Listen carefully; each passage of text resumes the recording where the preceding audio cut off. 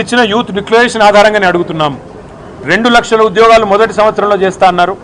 సరే 2.5 సంవత్సరాలు అయిపోయింది, ఇప్పటి వరకు 12,000 ఉద్యోగాలు కూడా మీరు భర్తీ చేయలేదు. చేయకపోగా నిరుద్యోగ భృతి అన్న మాటను ఎక్కడో గంగలో ఎక్కడో ముంచేసినారు. 4,000 రూపాయలు ఒక్కొక్క నిరుద్యోగికి అన్నారు, ఒక్కరికి ఇవ్వలేదు. కనీసం మేము 4 ఏళ్లుగా శిక్షణ పొందుతున్నాం. మా తల్లి తండ్రి అవస్థలు పడి మమ్మల్ని హైదరాబాద్లో ఇక్కడ ఉంచి నెల నెల డబ్బులు పంపి మా కొడుకు లేదా మా కూతురు గవర్నమెంట్ ఉద్యోగం వస్తే ఒక సామాజిక భద్రత, సమాజంలో ఒక గౌరవం ఉంటుంది, భవిష్యత్తు బాగుంటుందన్న ఉద్దేశంతో మమ్మల్ని కష్టపడి చదివిస్తున్నారు. ముఖ్యమంత్రి గారేమో నిన్నగాక మొన్న శిల్పకళా వేదికలో మాట్లాడుతూ ఎండ్రిని దాగి చావండి అని కూడా అడ్డగోలుగా మాట్లాడుతూ ఉన్నారు. మాకు లేని ఆలోచన, మమ్మల్ని లేనిపోని విధంగా రెచ్చగొట్టే విధంగా మాట్లాడుతున్నాడు. ఉద్యోగాల నోటిఫికేషన్ల విషయంలో మీరు ప్రభుత్వాన్ని డిమాండ్ చేయండి. 20,000 ఉద్యోగాలు కానిస్టేబుల్ ఉద్యోగాల భర్తీకి ప్రభుత్వం వెంటనే చర్యలు తీసుకునే విధంగా మీరు మా తరపున పత్రికలతో మాట్లాడండి. పత్రికా ముఖంగా మీరు ప్రభుత్వానికి విజ్ఞప్తి చేయండి, ఉత్తరం రాయండి, అన్ని ఖాళీలు అన్ని వివరాలతో వారికి విజ్ఞప్తి చేయండి, అసెంబ్లీలో కూడా ప్రశ్నించండి అంటూ వాళ్ళందరూ కూడా ఇవాళ మమ్మల్ని కలవడానికి వచ్చారు. వారికి నేను చెప్పింది ఒకటే, కేసీఆర్ గారి ప్రభుత్వం 9.5 సంవత్సరాల్లో 95% మనం స్థానికులకే ఉద్యోగ అవకాశాలు కల్పించే విధంగా భారతదేశంలోని 28 రాష్ట్రాల్లో ఏ రాష్ట్రంలో లేని విధంగా విద్యలో ఉపాధి అవకాశాల్లో ప్రభుత్వ కొలువుల్లో 95% స్థానికులకే రిజర్వేషన్ కల్పించిన ఒకే ఒక్క ప్రభుత్వం కేసీఆర్ గారి ప్రభుత్వం. అట్లాగే 2,32,000 ఉద్యోగాలు మధ్యలో 2 ఏళ్ళు కరోనా వచ్చిన సంవత్సరంన్నర ఈ కొత్త జోనల్ వ్యవస్థ తేవడానికి 95% రిజర్వేషన్లు తేవడానికి ఇబ్బంది కలిగిన ఉన్న మిగతా 6 ఏళ్ల కాలంలో మరి 2,32,000 ఉద్యోగాల భర్తీకి నోటిఫికేషన్లు ఇచ్చింది కేసీఆర్ గారి ప్రభుత్వం. అందులో 1,60,000 ఉద్యోగాలు భర్తీ చేసింది కేసీఆర్ ప్రభుత్వం. దాదాపు 46,000 పైచిలకు పోలీసు ఉద్యోగాలు భర్తీ చేసింది కేసీఆర్ ప్రభుత్వం.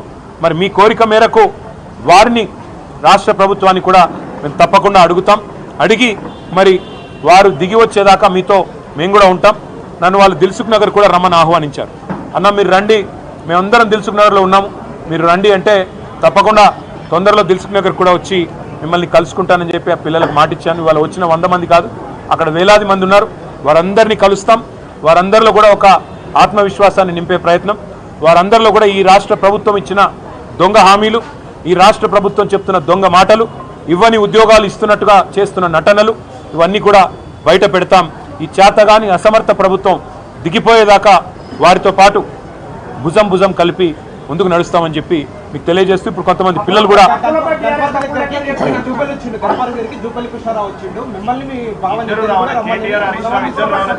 ఒక పని చేయమనండి. జూపల్లి కృష్ణారావు గారి కంటే ముందో ఎస్కాట్ వెనుకో ఎస్కాట్ ఉంటుంది. ఆయనే కదా నిన్న నేను తెలంగాణ భవన్కి వస్తున్నాను డైలాగులు కొట్టమన్నదేవుడు, పోజులు కొట్టమన్నదేవుడు, మళ్ళీ ఇప్పుడు గన్ పార్క్ అని లొకేషన్ మార్చమన్నదేవుడు. నువ్వు ఇప్పుడు కూడా చెప్తున్నా, నేను ఇప్పుడు కనుక మాకు ఆయన కంటే పోలీస్ ఎస్కాట్ పెట్టి పోలీసులు తీసుకుపోతారు. మరి మేము గాలు బయట పెట్టగానే మమ్మల్ని అరెస్ట్ చేస్తున్నారు. ఎవడు భయపడుతున్నాడు?